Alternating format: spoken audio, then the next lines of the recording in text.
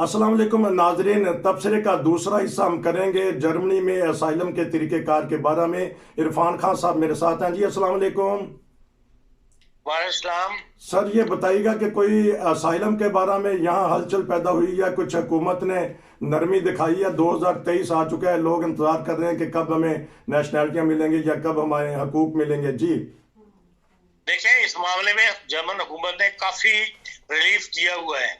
वो हर बंदे को ये कह रहे हैं कि हमें 4 लाख हर साल बंदा चाहिए लेबर, और इसलिए जो असाइलम सीकर है वो अपने आप को पेश करें, मतलब अपने आप को थोड़ा सा हुनरमंद बनाएं, थोड़ा सा सीरियसली पढ़ाई करें, कुछ हुनर सीखें तो और अपने वीजे जो है वो दुरुस्त करें।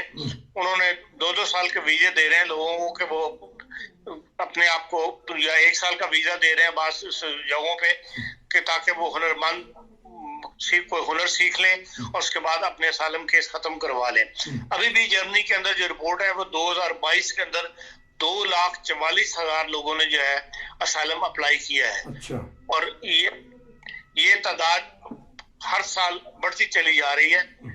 और अब इन्होंने ये सवाल दोबारा उठाया था कि भाई अभी इस तरह जो लोग आ रहे हैं इनके लिए हमारे पर आफात भी दुनिया में ज्यादा बढ़ रही हैं। आफात के लोग भी हमें लेने पड़ते हैं, जो मुतासरीन हैं उनको हम लेते हैं, और फिर ये जो असाइलम लेकर शिप वगैरह पर आ रहे हैं उनकी तादाद भी हर साल इजाफा बढ़ रहा है। इसलिए ये डिस्कशन में आया है, जिस पर उन्होंने 2017 में कोशिश की गई थी कि लीबिया के अंदर एक कैंप जो है वो बनाया जाए और वहां से लोगों को वो नाइगर लेके जाते थे अफ्रीका के अंदर। और ये इन्होंने ह्यूमन राइट्स कमीशन जो है इनका असाइलम वालों का, उनके साथ मिलकर फैसला किया था। और जो यूरोपियन यूनियन मदद दे रहा था नाइगर को इंफ्रास्ट्रक्चर ठीक करने के लिए, उसमें इन असाइलम सीकर से काम लेकर और इनको बकायदा पेमेंट्स वगैरह की जाने की स्कीम भी लगाई थी।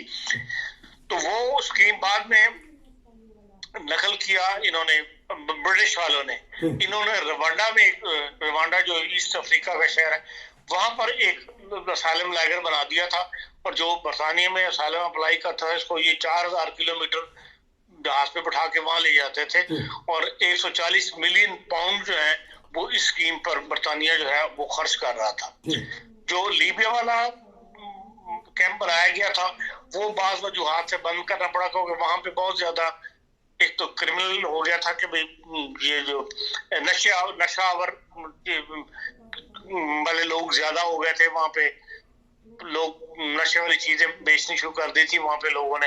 और जो खवातीन थी उनमें प्रोस्टिट्यूशन का कारोबार चल पड़ा था, इसलिए वो बंद कर दिया गया था।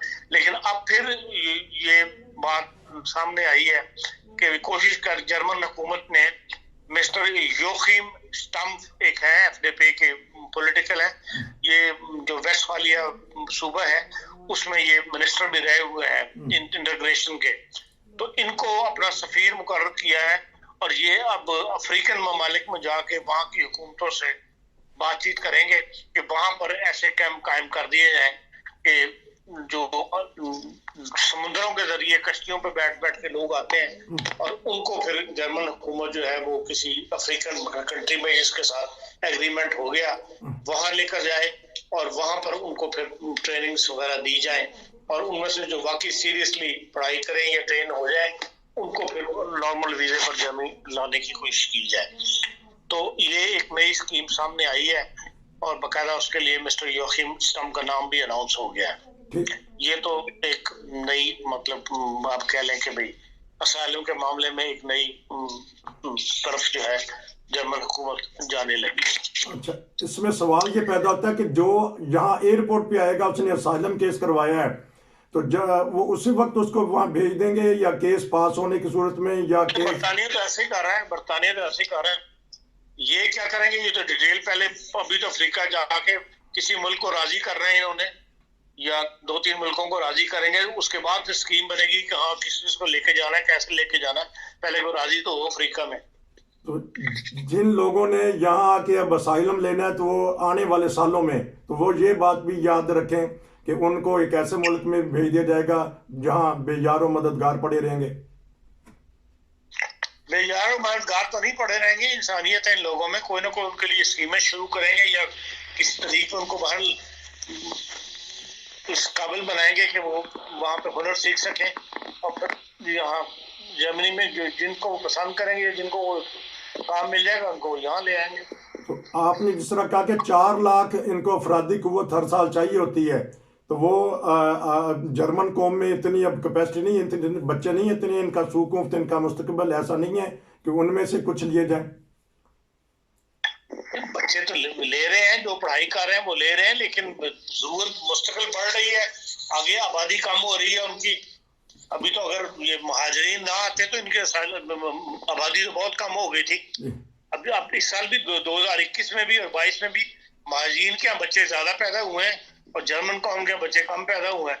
इसका फिगर तो मेरे पास नहीं है, लेकिन बाकायदा इस पर एक रिपोर्ट आई थी 2021 में जो पैदाइश हुई है जर्मनी के अंदर कि भाई मुहाजिरीन में कितने फीसद बच्चे पैदा हुए। हर मुल्क का हिसाब से उन्होंने बताया था कि भाई जिनके वालिदैन किस किस मुल्क के बतौर मुहाजिरियां आए थे उनके बच्चों की पैदाइश हुई है। ये वो है जो जिन्होंने भी जर्मन नेशनलिटी नहीं ली हुई, बतौर मुहाजिर के यहाँ पे रह रही हैं, आबादकार के तौर पे यहाँ रह रहे हैं। ये बताइएगा कि सियासी तौर पे ये हुकूमत अब मियाद पूरी करेगी कि ये भी मिड टर्म इलेक्शन करवा देगी किसी जा आके? नहीं, ऐसी कोई आवाज तो नहीं उठी, ना ही कोई ऐसे हालात हैं। जो कल इलेक्शन हुआ है बर्लिन के अंदर, ये 2021 में बेसिकली इलेक्शन हुआ था सूबाई असम्बली का, वो फिर कलअदम करार दे दिया था किसी वजह से अदालत ने। तो अदालत ने ही ये तारीख मुकर्रर की थी कि 12 फरवरी को दोबारा इलेक्शन करवाया जाए। तो उसके अंदर ये है कि भाई जो CDU जो क्रिश्चियन डेमोक्रेटिक पार्टी है उससे 10% प्लस गई है पहले से, और 28.2% उन्होंने वोट लिए हैं, और ये 2021 के इलेक्शन से 10% ज्यादा है। जबकि और ये एक समझ लेके आवाम की का फैसला है इस लिहाज से कि भाई जो SPD की हुकूमत है वो उससे खुश नहीं है। और लेकिन यह कि SPD जो है वो सिर्फ 3% माइनस गई है 2021 के मुकाबले में, और उन्होंने 18.4% वोट लिए हैं। और ग्रीन जो है वो -5 पे गए हैं और उन्होंने 18.4% वोट लिए हैं, ये पिछले से 5% कम है। इसी तरह जो लिंके हैं वो 2% के करीब कम गए हैं, सिर्फ 12% लिए हैं, लेकिन बाहरली असेंबली में वो आ गए हैं। और FDP जो है वो बहुत बुरी तरह हारी है। अच्छा। और उन्होंने दिया कि वो असेंबली से बाहर हो गए। 4.6 जो है उन्होंने % वोट लिए हैं। इसी तरह जो AFD है जो मुखालिफ है बाहर के लोगों की, वो उसमें 9% वोट लिए हैं, और ये 2021 से 1% ज्यादा है। लेकिन ख्याल यही है कि SPD और ग्रून जो है ये मिलके हुकूमत बनाने में कामयाब हो जाएंगे। तो ये है कि बड़ी कोलिशन भी बन सकती है जो CDU और SPD आपस में मिलकर हुकूमत बना लें। अच्छा। पर जो इससे रुझान यही पता लगता है कि जो ख्याल था कि बहुत बुरी तरह SPD हारेगी, वो कैफियत नहीं पैदा हुई। इसलिए कि जो यूक्रेन की जंग है जिसकी वजह से हालात बड़े ही खराब हुए, लोग मुतासर हुए हैं, उसका असर जो है वो इतना ज्यादा लोगों ने अभी कबूल नहीं किया, और सिर्फ 3% SPD को वोट जो है वो कम मिले हैं। लेकिन ये है कि अंजेला मैर्केल को लोगों ने याद किया है, और CDU जो है वो 10% ज्यादा वोट लेके गई है। जर्मनी के इंतखाब के तरीके पर 10% वोट ले जाना, ये ज्यादा लेना, ये काफी बड़ी बात है जो भर सके। इस लिहाज से एक आप कह सकते हैं कि हाँ, जो क्रिश्चियन डेमोक्रेटिक है उनकी मकबूलियत जो है वो बढ़ रही है, और उसकी वजह तर्ज हुकूमत कह लें SPD का या हालात कह लें, पर इसका फायदा जो है वो CDU को पहुंच रहा है जी। जो पहले हुकूमत करती रही, ये क्योंकि दोस्तों ने कहना है कि इरफान साहब आए हुए थे तो ये पूछ भी लेते कि जिन्होंने अपनी मिसेज बुलवानी है पाकिस्तान से, या किसी ने के खामद ने आना है कि जर्मन हुकूमत ने या कोई पॉलिसी बदली है, कोई आसानी पैदा की है, जर्मन एम्बेसडर ने कुछ नरमी दिखाई है ताकि वहां से आसानी से वीजे मिल सके जो इंतजार में है लोग? देखिए, एम्बेसीज के अंदर पिछले दिनों में स्टाफ कम रहा है। अच्छा। जो कोविड की वजह से इन्होंने स्टाफ एम्बेसीज छोटी कर दी थी, काफी स्टाफ वापस बुला लिया हुआ था। इस वजह से लंबी लंबी डेटें मिल रही हैं, लोगों को मिल रही थी। अब ये है कि दोबारा से फाल हो गई हैं एम्बेसीज वगैरह, और अब लोगों को डेटें आनी शुरू हो गई हैं, मिल रहे हैं। इस मामले में मुलाकातें भी की गई हैं। जो पाकिस्तान यहाँ से 2 बंदों का डेलीगेशन जो है वो गया था, जर्मन एम्बेसडर से मिला है, और उसका रिजल्ट क्या है ये तो मेरे में नहीं अभी तक। वापस आएंगे वो लोग तो पता लगेगा। लेकिन बहरहाल उससे यकीनन केस टू केस उन्होंने डिस्कस किया है, बहुत सारे केसेस लेके गए थे। अच्छा। और कोशिश ही इंसान कर सकता है, और इस लिहाज से पूरी कोशिश की गई है, और जिसकी उम्मीद है कि अच्छे रिजल्ट जो है सामने आएंगे। बहुत शुक्रिया आपका। लोगों को इंशाल्लाह इत्मीनान हो जाएगा कि अच्छे रिजल्ट आएंगे। हिम्मत ना हारें, नाउमीद ना हो। इंशाल्लाह फिर आपसे दोबारा मुलाकात होगी। आपका बहुत शुक्रिया। नसीर को इजाज़त दीजिए। अस्सलाम वालेकुम।